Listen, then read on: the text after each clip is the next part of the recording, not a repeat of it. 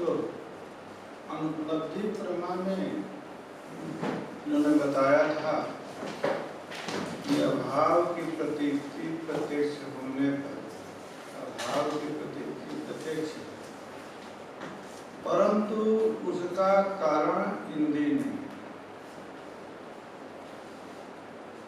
अपितु मानांतरत्वात्, अपितु उसका जो कारण है इंद्रिय करण के अतिरिक्त मानांतर में उपलब्ध बताए। क्योंकि इंद्रिय का अभाव के साथ सन्निकर्ष नहीं है, तो अभाव का तो प्रत्यक्ष तो होता है, परंतु अभाव का प्रत्यक्ष होगा, इंद्रिय करण नहीं होगा। अभी तो उपलब्धि कारण फलीभूत ज्ञान से प्रत्यक्षते तत्कर्ण से प्रत्यक्ष प्रमाणगत प्रमाण नहीं प्रत्यक्ष फलीभूत ज्ञान से प्रत्यक्षते तत्कर्ण से प्रत्यक्ष प्रमाणता नियमत्व। कहा कि तो जब यदि फलीभूत जो ज्ञान है, अभाव ज्ञान है, उसमें जब प्रत्यक्षत्व है तो उसका कारण प्रत्यक्ष क्यों नहीं, उसका कारण प्रत्यक्ष क्यों नहीं होगा, उसके कारण को भी प्रत्यक्ष माना जाए। तो कहा कि ये नियम नहीं है कि जहाँ पर फलीभूत प्रत्यक्ष, फलीभूत जो ज्ञान है वो प्रत्यक्ष हो तो उसका कारण भी प्रत्यक्ष हो। यद ज्ञानम प्रत्यक्षम तस्य कारणम अपि प्रत्यक्षम इति नियमः नास्ति। क्योंकि दशमस्तमस इत्यादि में दशम का प्रत्यक्ष होता है, परंतु वहाँ कारण इंद्रिय नहीं है, वाक्य का शब्द को कारण माना। तत्कारण से वाक्य से प्रत्यक्ष प्रमाण भिन्न जो है, प्रमाणत्व जो है अविगत है। अब पूर्व पक्षी का कथन है कि ये फल वैजात नहीं है। फल क्या हुआ? अभाव प्रत्यक्ष, ठीक है, अभाव प्रत्यक्ष फल है। और वो नैयायिक के मत में, नैयायिक के मत में उसका इंद्रियकरण होता है। अब आपके मत में भी प्रत्यक्ष है, तो जब फल का वैजात्य नहीं है, माने फलभूत जो अभाव प्रत्यक्ष है उसमें जब विजातता नहीं है, तो वो प्रत्यक्ष को कारण मानते हैं, प्रमाण मानते हैं। आप अनुपलब्धि को कैसे मानते हैं? फल वैजात्य बिना कथम प्रमाण भेद है। फल वैजात्य जब है ही नहीं, क्योंकि आप भी अभाव को प्रत्यक्ष कहते हैं, अभाव ज्ञान को, अभाव ज्ञान को प्रत्यक्ष आप भी कहते हैं और नैयायिक भी कहता है। तो अभाव ज्ञान में भी प्रत्यक्षत्व है, तो उसका कारण भिन्न कैसे होगा जब उसमें वैजात्य नहीं? आप अनुपलब्धि कहते हैं, वो इंद्रिय कहते हैं। तो फल वैजात्य के बिना कैसे प्रमाण में, माने प्रमा के कारण में भेद आया? तो कहा कि प्रमा के कारण में भेद इसलिए आया, वृत्ति वैजात्य मात्र, वृत्ति वैजात्य मात्र से जो है यहाँ पर प्रमाण भेद है। तो तथा घटा भावाकार वृत्ति इंद्रिय से जायमान नहीं है, क्योंकि इंद्रिय विषय विशेषण, विषय जो भूतलादि, उसमें विशेषण जो अभाव, उससे सन्निकर्ष नहीं। किंतु घटानुपलब्धि रूप मानांतर से जन्म जो है घटाभावाकार वृत्ति है। अतः घटाभाव विषय जो ज्ञान है वो अनुपलब्धि जन्य है। अब भूतलादि का जो ज्ञान है वो इंद्रिय जन्य है। तो भूतल वृत्ति घट प्रतियोगी का भाव ये ज्ञान होता है, तो भूतल का भी ज्ञान है, प्रत्यक्षात्मक ज्ञान है। अब भूतल में रहने वाला घट प्रतियोगी जो अभाव है, अभाव ज्ञान है, वो भी प्रत्यक्षात्मक है। तो जब दोनों प्रत्यक्षात्मक ज्ञान है तो भूतल विषय जो ज्ञान है उस ज्ञान में आप कारण प्रत्यक्ष मानते हैं, और भूतल वृत्ति, भूतल में रहने वाला जो घट प्रतियोगी का भाव है उसको आप अनुपलब्धि जन्य मानते हैं। तो दोनों ज्ञानों में जब वैजात्य नहीं है, दोनों ज्ञान जब प्रत्यक्ष है, तो दोनों ज्ञान प्रत्यक्ष होने पर वैजात्य के बिना आप जो है प्रमाण का भेद कैसे मानते हैं? का प्रमाण का भेद इसलिए मानना पड़ता है कि जो वृत्ति हमारे यहाँ वृत्ति अवच्छिन्न चैतन्य प्रमाण है। अंतःकरण का जो परिणामात्मिका वृत्ति, वो वृत्ति अवच्छिन्न चैतन्य जो है प्रमाण है। तो वृत्ति भिन्न होगा तो प्रमाण भिन्न होगा। अवच्छेदक वृत्ति के भेद होने से प्रमाण का भेद हो जाएगा। तो भूतल जो है इंद्रिय सन्निकृष्ट है, अतः भूतलाकार वृत्ति जो है प्रत्यक्ष भूत जो इंद्रिय है, प्रत्यक्ष माने इंद्रिय, उससे जाना। अब भूतल में जो रहने वाला भाव है वो इंद्रिय से सन्निकृष्ट नहीं है। तो भूतलाकार जो वृत्ति होती है, अंतःकरण की वृत्ति, परिणामात्मिका वृत्ति, वो प्रत्यक्ष से जन्य नहीं है, अनुपलब्धि से जन्य। अतः जो वृत्ति के जनक है, भिन्न होने के कारण प्रमाण में भेद आ गया। एक जगह अनुपलब्धि वृत्ति के जनक है और एक जगह इंद्रिय जनक है। इसलिए प्रमाण का भेद हमारे यहाँ आया। और तुम भी समझ लो, तुम्हारे यहाँ प्रमाण तो वही साक्षात इंद्रिय अथवा अनुपलब्धि हो, तुम्हारे यहाँ भी होगा। हमारे यहाँ प्रमाण वृत्ति अवच्छिन्न चैतन्य है प्रमाण, हमारे यहाँ इंद्रियादि प्रमाण नहीं।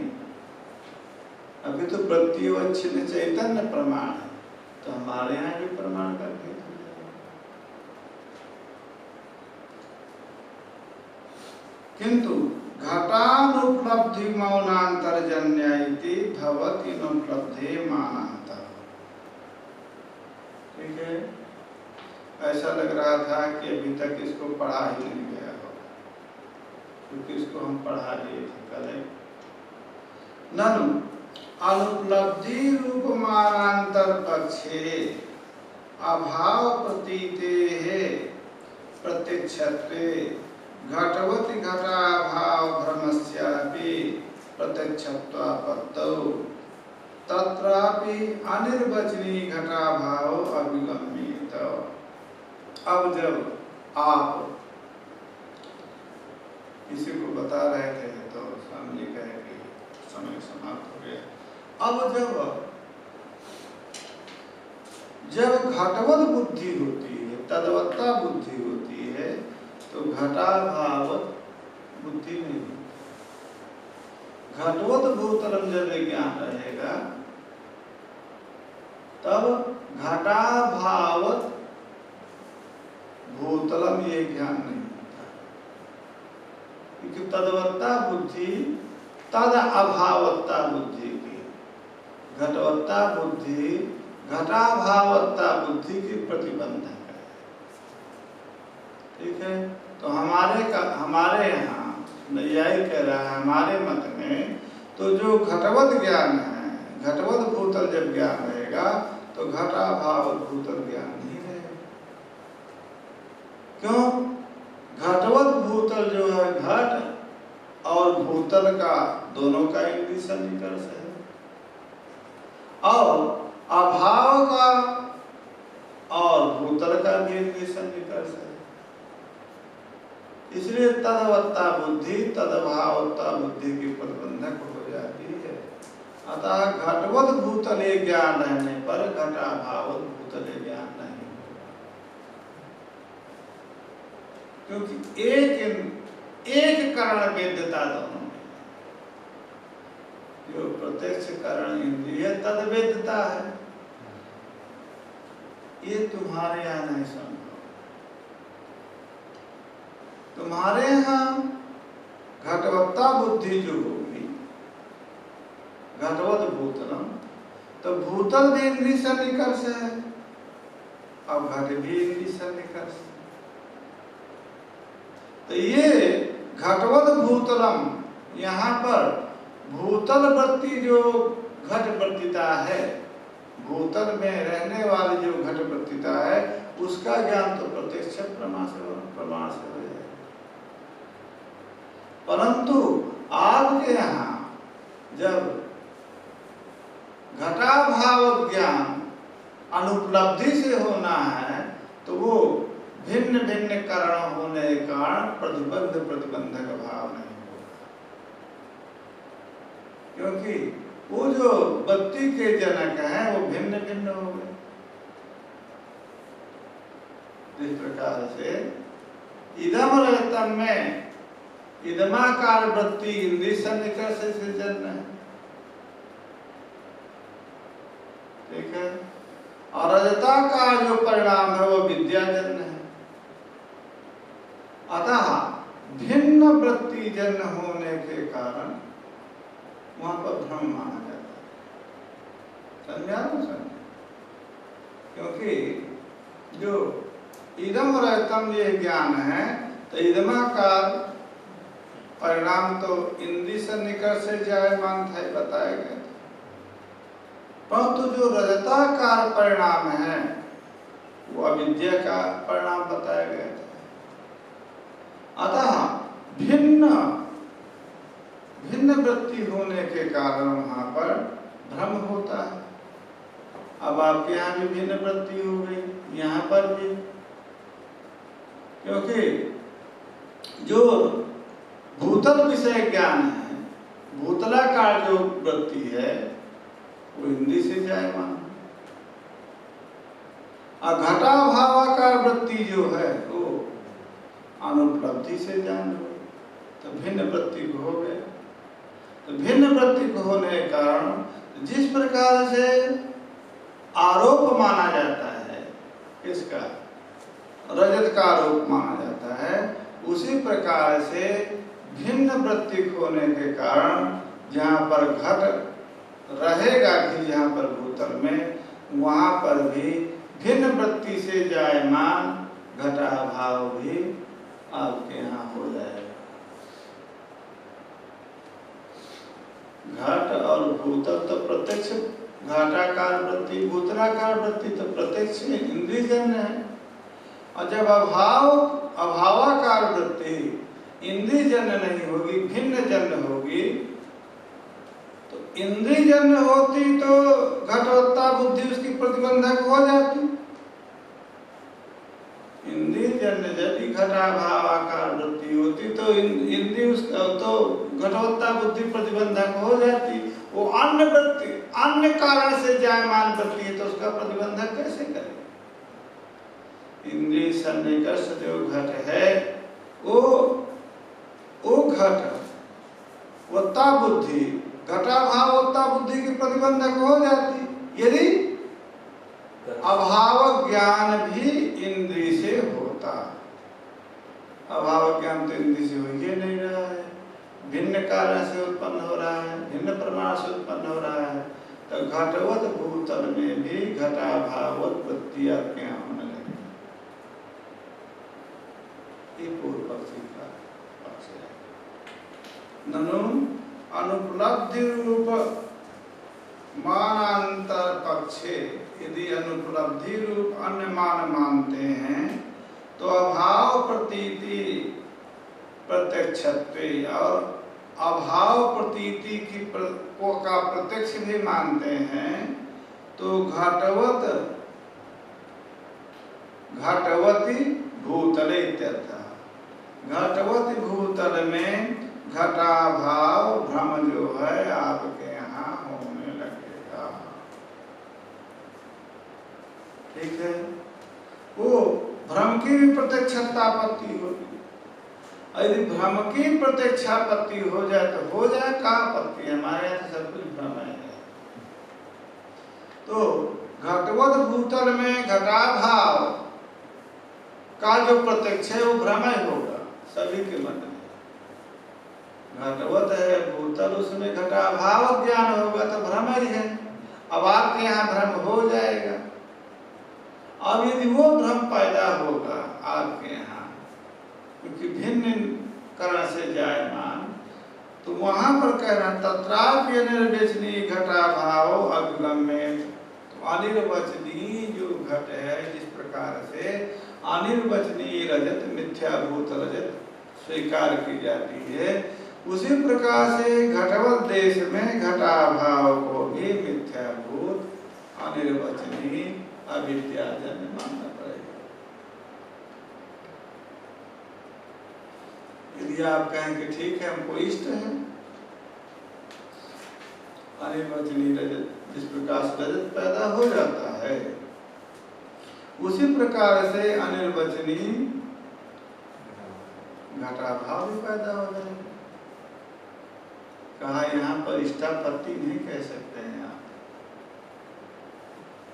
यदि आप कहें कि इष्ट है ना, जो भी आरोपित पदार्थ है वो अनिर्वचनीय है, अनिर्वचनीय हो गया क्योंकि घटवत जब भूतल है तो घटाभाव तो वहाँ है नहीं।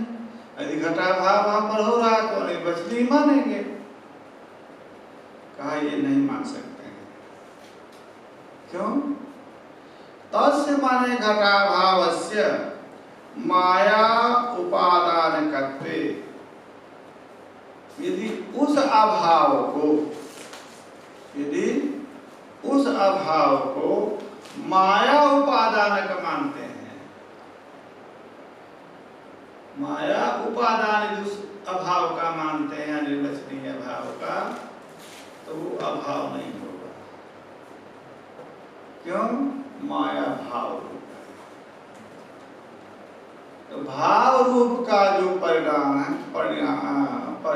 है वो अभाव नहीं होता। माया भाव रूप है तो उसका परिणाम यदि आप मानते हैं, माया उपादान के जिसको मानते हैं, तो माया यदि भाव रूप है तो अभाव जो है उसका परिणाम नहीं होगा।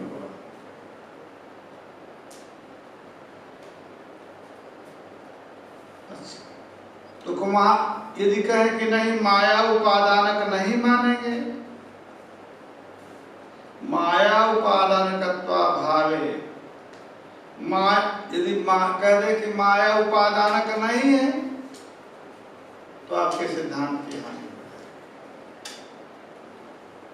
क्योंकि सकल कार उपादानत्व अनुपत्ति, माया यदि आप कहें कि माया उसका उपादान नहीं है तो आपके सिद्धांत की ही हानि हो जाएगी। आपके सिद्धांत में सकल जो परिणाम है, परिणाम रूप कार्य है वो माया उपादान है, इसलिए उभयता पास आ जाती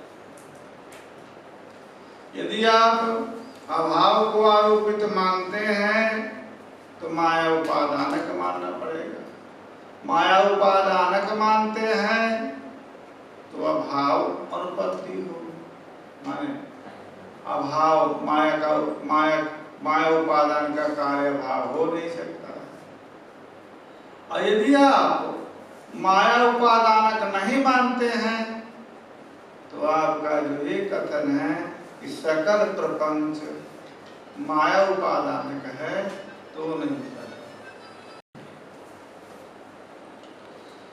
ठीक है।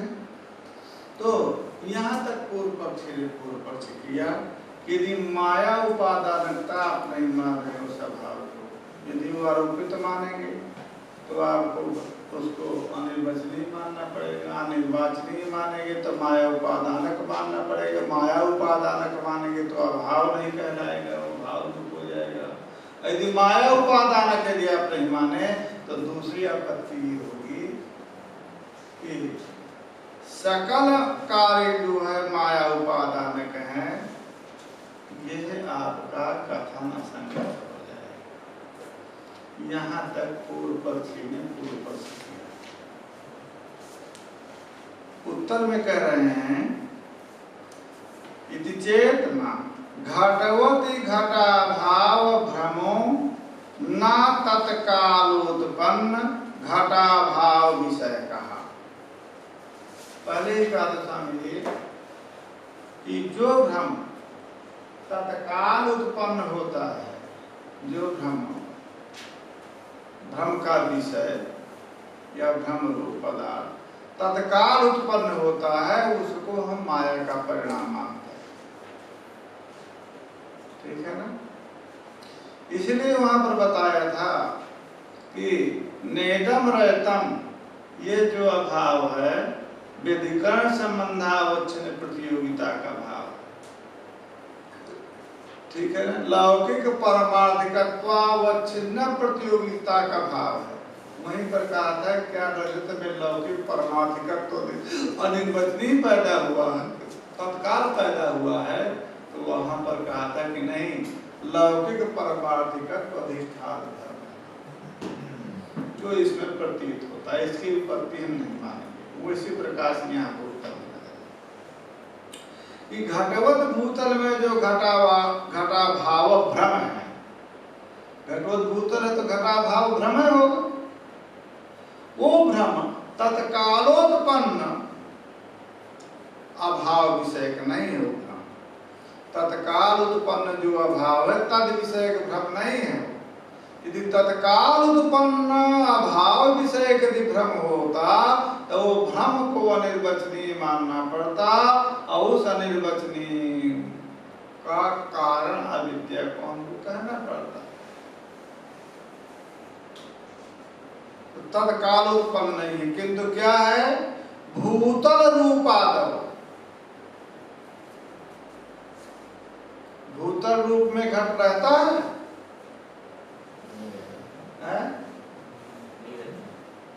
नहीं रहता। क्यों? भूतल रूप में घट क्यों नहीं रहता?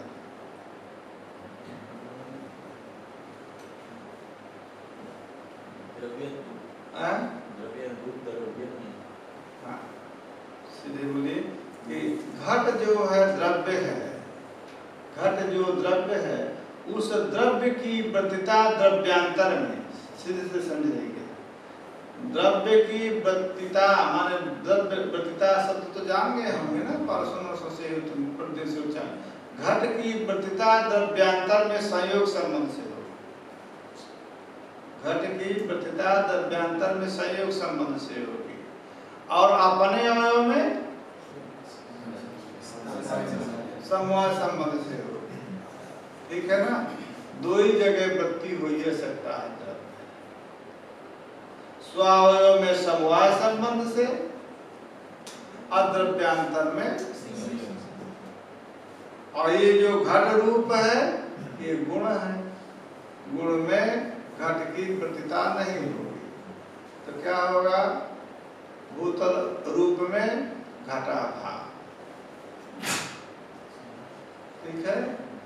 तो वो जो घटाभाव है वो कहाँ पर है, भूतल रूप में। आदि पद से और भी ले लीजिए, भूतल में जो भी समवाय संबंध से गुण है, आदि पद दिया है ना, तो रूप में, भूतल रस में,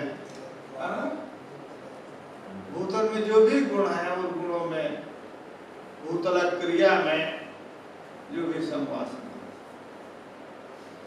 विद्यमान, ये लौकिक अभाव है, इसको सब कोई मानेगा, है ना।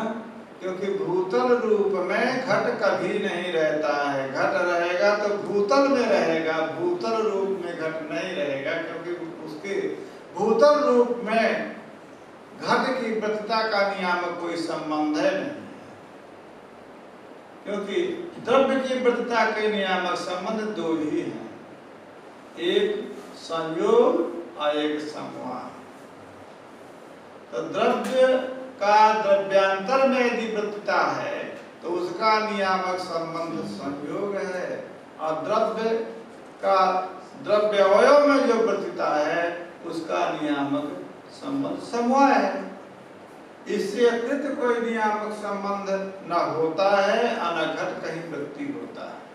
तो घट जो है घट भूतल रूप में घट का अभाव है, ये लोक सिद्ध है। इसके लिए कोई नहीं कहेगा कि घट भूतल रूप में घट रहता है, ये लौकिक सिद्ध है घटाभाव। और वो जो घट रूप में घटाभाव लौकिक सिद्ध था, उसका आरोप किस में हो गया? भूतल में। घटवती है ना, घटवती भूतले, जो घटाभावता ज्ञान होगा, ठीक है ना। तो भूतल में घट वृत्ति है ना, परंतु भूतल रूप में घट वृत्ति नहीं है। तो भूतल में घट के रहने पर भी भूतल रूप में घट का अभाव है, वो लोक सिद्ध है। वो भूतल रूप में जो रहने वाला भाव है वो घट में और भूतल में आरोपित हो गए। तो घटवत भूतल में घटाभाव आरोपित हो गया, ठीक है ना। जिस प्रकार से वहां पर हमने बताया था कि जो लौकिक परमार्थिकत्व जो है वो अधिष्ठान में हृदय में है, और वो लौकिक परमार्थिकत्व का आरोप सुक्ति रजत में हो गया, इसलिए इसको अन्यथा ख्याति। माने अन्यत्र वृत्ति पदार्थ अन्यत्र यदि ख्याति होता है तो ये अन्यथा ख्याति है, ये अनिर्वचनीय नहीं है। यदि अनिर्वचनीय तत्कालोत्पन्न कहते, अनिर्वचनीय तत्कालोत्पन्न कहते तो हमको अविद्योपादानता इत्यादि मानना पड़ता है। तो वो हाटकस्थ रजत ही वहां पर दिखाई दिया। हाँ, तो वही वो अन्यथा ख्याति। एकादश अन्यथा ख्याति में हमारा विरोध नहीं है। अन्यत्र रहने वाला पदार्थ अन्यत्र यदि प्रतीत होता है तो वो अन्यथा ख्याति हम स्वीकार करते हैं, परंतु ये भ्रम जो आरोपित जो अनिर्वचनीय पदार्थ है उसको हम अन्यथा ख्याति नहीं मानते हैं। अनिर्वचनीय पदार्थातिरिक्त जो पदार्थ का आरोप होता है, जो तत्कालोत्पन्न नहीं है, ऐसे पदार्थ का आरोप होता है, वो अन्यथा ख्याति हमको मानने में कोई आपत्ति नहीं। तुम्हारी अन्यथा ख्याति का निराश हम इसलिए कहते हैं कि जो वहां पर तत्कालोत्पन्न है, पूर्ववर्ती विषयता प्रतीत है, उसको भी आप अन्यथा ख्याति कहते हैं, उससे हमारा विरोध है। तो गुरुजी यहाँ पर एक प्रश्न है कि अद्वैत सिद्धांत में अन्यथा ख्याति का भी स्वीकार किया हुआ है। इससे ये प्रतीत होता है ना कि जो अनिर्वचनीय ख्याति तो वे स्वीकार करते ही है, पर उसके साथ साथ अन्यथा ख्याति का भी स्वीकार करते हैं। अन्यथा ख्याति का भी स्वीकार करते हैं, ठीक है। तो अनिर्वचनीय जो माने जो भ्रम का विषय, जो भ्रम का विषय असन्निकृष्ट है, इंद्रिय असन्निकृष्ट है, और इंद्रिय असन्निकृष्ट होकर के प्रतीत होता है, वो जो है तत्कालोत्पन्न नहीं है, और जो इंद्रिय सन्निकृष्ट भी नहीं, दोनों समझ लीजिएगा। तो वहां पर जो लौकिक परमार्थिकत्व था वो अन्यथा ख्याति नहीं थी, क्योंकि लौकिक परमार्थिकत्व जो है पूर्ववर्ती वृत्ति था जो प्रत्यंतर में प्रतीत हो रहा था। अन्यथा ख्याति का विषय कौन होगा? जो इंद्रिय सन्निकृष्ट भी नहीं है और तत्कालोत्पन्न भी नहीं, इंद्रिय सन्निकृष्ट भी नहीं है और तत्कालोत्पन्न भी नहीं है, अन्यथा ख्याति का रूप होगा, है ना। वो अनिर्वचनीय पदार्थ नहीं होगा, तो अनिर्वचनीय पदार्थ नहीं होगा तो अन्यथा ख्याति, परंतु अन्यथा ख्याति भ्रम रूप नहीं होगा। वो भ्रम रूप अन्यथा ख्याति, वो एकादश जगह स्तर पर हम अन्यथा ख्याति स्वीकार कर सकते हैं, परंतु जहां पर अविद्योपादानक भ्रम का विषय है वहां पर अन्यथा ख्याति नहीं होगी, वहां निर्वचनीय ख्याति होगी। अन्यथा ख्याति स्वीकार करते हैं किंतु भ्रमात्मिका ख्याति नहीं। अन्यथा ख्याति भी भ्रम ही, परंतु बात पूरी समझ लीजिए ठीक से। जो ख्याति माने भ्रम का विषय, ठीक है, जिस भ्रम का विषय अविद्या से जायमान नहीं है, एक अविद्या से जायमान नहीं है, आइंदी सन्निकृष्ट भी नहीं,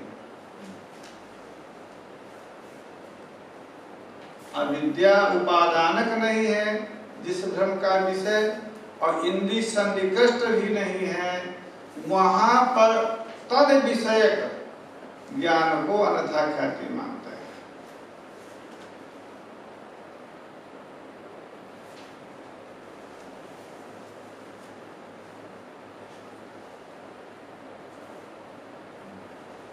तो यहाँ पर जो घटाभाव है, घटाभाव ये विषय है, भ्रम का विषय है। जहाँ पर घटवत देश में घटाभाव भ्रम है, भ्रम का विषय है। घटाभाव ज्ञान जो है भ्रम है, तद विषय भ्रम। ये जो घटाभाव है ये इंद्रिय सन्निकर्ष भी नहीं है, इंद्रिय सन्निकर्ष भी नहीं है। कोई भाव इंद्रिय सन्निकर्ष नहीं तो इंद्रिय सन्निकर्ष कैसे हो, इंद्रिय सन्निकर्ष भी नहीं। दूसरी बात अविद्योपादानक भी नहीं। फिर भी घटवद भूतल में भी घट का भ्रम होता है तो ऐसा भ्रम जो है अन्यथा ख्याति होगा, ऐसा भ्रम अन्यथा ख्याति होगा। सुप्ति रहतादि स्थल में वो जो रजत है वो इंद्रिय सन्निकर्ष तो नहीं, रजत को इंद्रिय सन्निकर्ष भाई नहीं माना जाता है, परंतु अविद्योपादानक तत्काल उत्पन्न है, अविद्योपादानक है, अतः वो अन्यथा ख्याति नहीं होगी। उसी को लिख रहे हैं, आरोप्य सन्निकर्ष स्थले,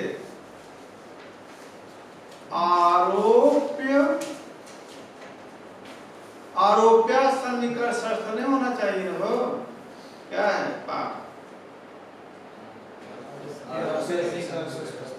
आरोप्य सन्निकर्ष है ना।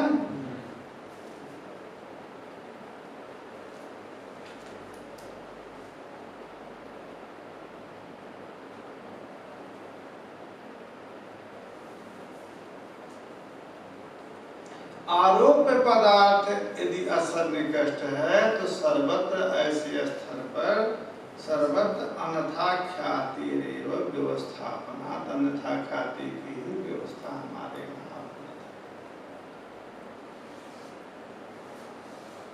एक अस्तुवा प्रतियोगिमत तदभाव भ्रमस्थले तदभावस्यापि अनिर्वचनीयत्व। एक उत्तर दे दिया, ठीक है, कि तुम्हारी जो अन्यथा ख्याति वही अन्यथा ख्याति को हम मान लेते हैं।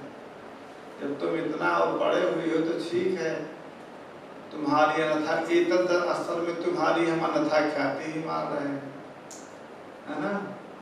तो वही बात आएगी कि तो आपने स्वीकार कर लिया गुरुजी शिष्य से कहे ना कि तो आपने तो स्वीकार कर लिया, क्या बताया था ना कथा गुरु और शिष्य के शास्त्रार्थ, जो गुरुजी मर करके और कहते हैं जीते थे, तो आपने तो अन्यथा ख्याति स्वीकार कर लिया। कहे नहीं, तुमको समझ में नहीं आ रहा है इसलिए हम तुम्हारे लिए बता रहे हैं। तुम असन्निकष्ट पदार्थ को हाटकस्थ पदार्थ का विषय भ्रम मानते हो तो अन्यथा ख्याति है, तादृश हम अन्यथा ख्याति कह देते हैं। तो क्या आपका सिद्धांत में क्वचित अन्यथा ख्याति क्वचित अनिर्वचनीय ख्याति दोनों स्वीकृत हो गया। नहीं, तुमको समझ में नहीं आ रहा था इसलिए हम बता दिए, अब समझ लो। अस्तुवा प्रतियोगिमति तदभाव भ्रमस्थले तदभावस्याप्य निर्वचनीयत्वम्। अस्तुवा से सिद्धांत दे रहे हैं कि प्रतियोगिमति, प्रतियोगी घट है ना, तदमति भूतले, तदभाव प्रतियोग्य भाव माने घटाभाव, भ्रम स्थल में जो घट प्रतियोगी का भाव है वो भी अनिर्वचनीय है। अतः अनिर्वचनीय ख्याति ही है। तो कहा यदि निर्वचनीय ख्याति है तो उसका उपादान माया होगा, उसका उपादान माया होगा। यही आक्षेप किया था पूर्व में। यदि माया उपादान होगा अभाव का तो माया भाव रूप है, तो अभाव जो है अभाव रूप है।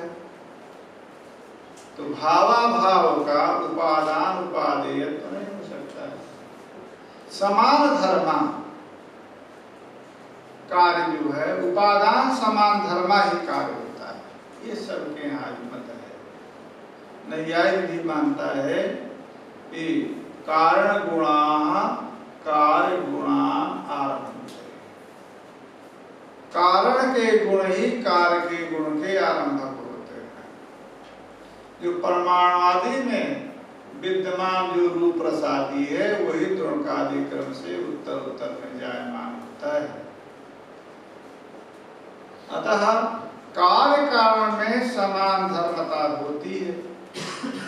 तो माया उपादानता यदि अनिर्वचनीय मानेंगे तो माया उपादानता मानना होगा। माया उपादानता मानने पर भाव रूप माया है तो अभाव भी भाव रूप होगा। ये आपत्ति आएगी। कहा ठीक है, वहां पर भी माया ही उपादान है। कहा उपादान उपादेयो अत्यंत साजात्य क्यों नहीं हुआ? कहा साजात्य, अत्यंत साजात्य कभी नहीं होता। उपादान उपादेय का अत्यंत साजात्य नहीं होता, यदि किंचित साजात्य। तो माया आत्मज्ञान से निवर्त है तो अभाव भी निवर्त है। माया आरोपित है तो अभाव भी आरोपित है। कुछ दो धर्म मिल गए। माया भाव रूप है तो भाव रूप रहेगा। ये कहां से? अत्यंत जो है साजात उपादान उपादेय में नहीं होता है। तंतु उपादान है और पट उपादेय है। तो ठीक है, द्रव्यत्वेन साजात हो जाएगा, रूपत्वेन साजात हो जाएगा, परंतु व्यवहार अर्थत्वेन साजात्य नहीं है। पट के द्वारा आच्छादन व्यवहार संभव है, तंतु से आच्छादनादि व्यवहार संभव नहीं है। तो अत्यंत यदि साजात्य आप मानते उपादान उपादेय का, तो अविद्या माने माया भाव रूप होने के कारण उसका उपादेय माने जो कार्य है उसको भी भाव रूप मानना पड़ेगा। परंतु जब अत्यंत उपादान उपादेय का साजात्य नहीं होता है, जैसे प्रसिद्ध है तंतु पटयो, तो तंतु और पट में तंतुत पटत्वादिना वही जाते हैं।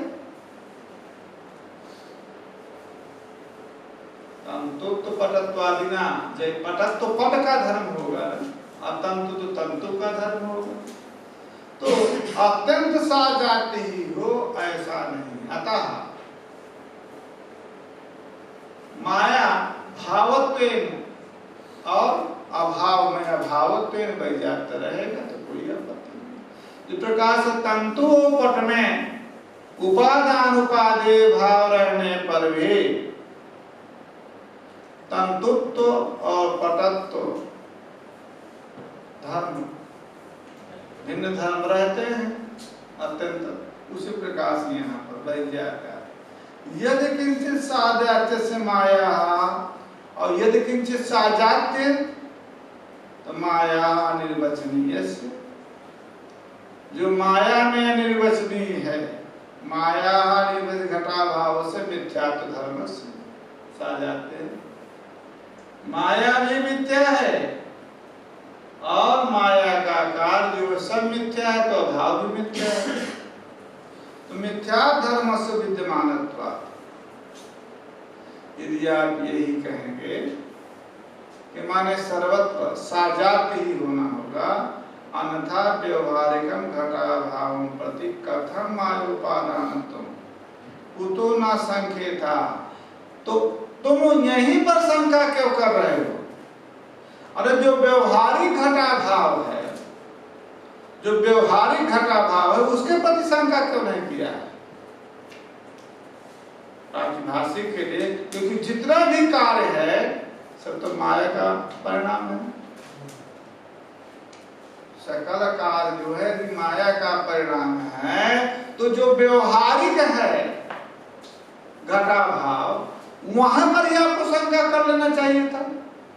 माया भाव रूप है और वो अभाव रूप है, वहां पर शंका भी तो आप कर सकते थे। वो भी तो व्यवहारिक भी अभाव तो माया से जन्म है, तो भाव और अभाव में वैजात रहकर कैसे क्या कहते हैं उपादान उपादेय होता है। नचा विजातीयो उपादान उपादेय भावे ब्रह्मैव जगत उपादानम स्यादिति वाच्यम। समझे? कहा कि जब विजाति का उपादान उपादेय भाव संभव हो सकता है तो यह विद्या को उपादान क्यों मानते?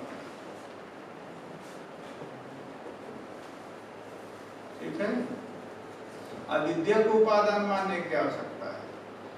ब्रह्म जो है त्रिकालाबाध्य सत्ता का है, ठीक है ना, और प्रपंच जो है तो व्यवहारिक सत्ता के प्रतिभाषिक सत्ता के है ना, दोनों में वैजात्य है कार्य कारण में, और वैजात्य में उपादान उपादेय भाव आप मान रहे हैं। बीच में अविद्या को ला करके माया को ला करके काहे के लोग घेर रहे हैं?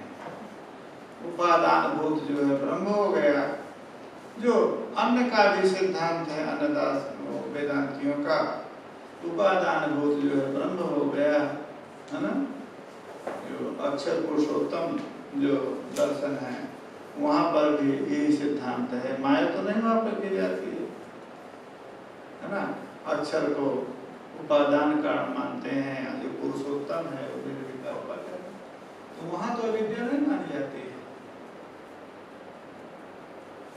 तो यहाँ विद्या आप काय के लिए मान रहे हैं कि अविद्या भी उपादान, भ्रम हो जाता है पढ़ने वालों को भी उपादान किसको कह रहे हैं, विद्या का उपादान है कि ब्रह्म उपादान। श्रुति यतो ईमान भूतानि जायन्ते, श्रुति के द्वारा ब्रह्म की उपादानता हो रही है, अब आप एक विद्या को ला करके उसमें पटक देते हैं कि विद्या उपादान। तो भिन्न उपादानता नहीं, उपादान उपादेय में वैजात नहीं हो सकता है, तो ब्रह्म जो है अनिर्वचनीय नहीं है और अविद्या निर्वचनीय है। इसलिए आप कहते हैं जब वैजात्य में भी उपादान उपादेय भाव हो सकता है तो ब्रह्म को ही उपादान क्यों नहीं मानते? ब्रह्मैव जगत उपादानम स्यादिति वाच्यम। जाना क्या कहीं जाना ना हो तो फिर अब आगे बढ़ेंगे, तो फिर यहाँ से दूसरी बात